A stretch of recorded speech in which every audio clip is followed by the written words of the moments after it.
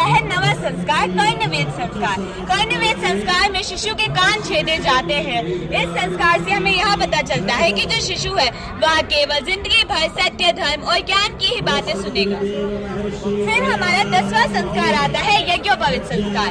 यज्ञोपवीत संस्कार को उपनयन संस्कार भी कहा जाता है।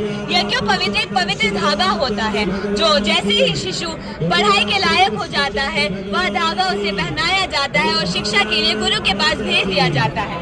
फिर आता है वेदारंभ संस्कार। वेदारंभ संस्कार 11वां संस्कार होता है जिसमें शिशु वेद आदि शास्त्रों का अध्ययन करना शुरू करता है। यह केवल हमारी जीविका कमाने का साधन नहीं होता बल्कि हमारे समाज की उन्नति करने का भी एक प्रमुख साधन है। फिर आता है हमारा 12वां संस्कार समावर्तन संस्कार। जब शिशु थोड़ा और बड़ा हो जाता है, उसकी धीरे धीरे शिक्षा पूर्ण होने लगती है तो वह अपने घर लौट आता है और तब वह एक संकल्प लेता है कि वह अपने राष्ट्र की सेवा करेगा। तब यह संस्कार होता है। फिर आता है विवाह संस्कार। यह हमारा 13वां संस्कार होता है। विवाह संस्कार दो आत्माओं का पवित्र मिलन होता है जो धर्म, अर्थ और काम की पूर्ति करता है।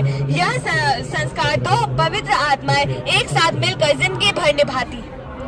फिर आता है हमारा 14वां संस्कार, वानप्रस्थ संस्कार। इस संस्कार में वानप्रस्थ का अर्थ होता है जंगल में आगमन, अर्थात जब व्यक्ति जंगल में चला जाता है, धीरे धीरे अपने जिम्मेदारियों को छोड़ने लगता है और मोह को त्याग देता है और अपने परिवार व अपने समाज का मार्गदर्शक बन जाता है, तब यह संस्कार होता है।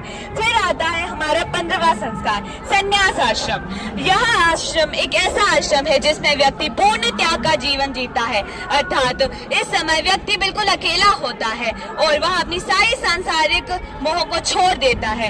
इसमें केवल उसका एक ही लक्ष्य होता है कि वह मोक्ष की प्राप्ति करेगा और आत्म साक्षात्कार करेगा। फिर हमारा सबसे अंतिम संस्कार आता है जो कि है अंत्येष्टि संस्कार। अंत्येष्टि संस्कार एक ऐसा संस्कार है जिसमें हमारा जो शरीर है वह 5 महाभूतों से बना है। तो जो 5 महाभूत होते हैं वह उन्हीं 5 महाभूतों में मलीन हो जाते हैं और हमारा दहन हो जाता है। इस संस्कार में इस संस्कार से हमें यह पता लगता है कि जो हमारी आत्मा है वह तो अमर है, लेकिन जो हमारा शरीर है वह नश्वर है।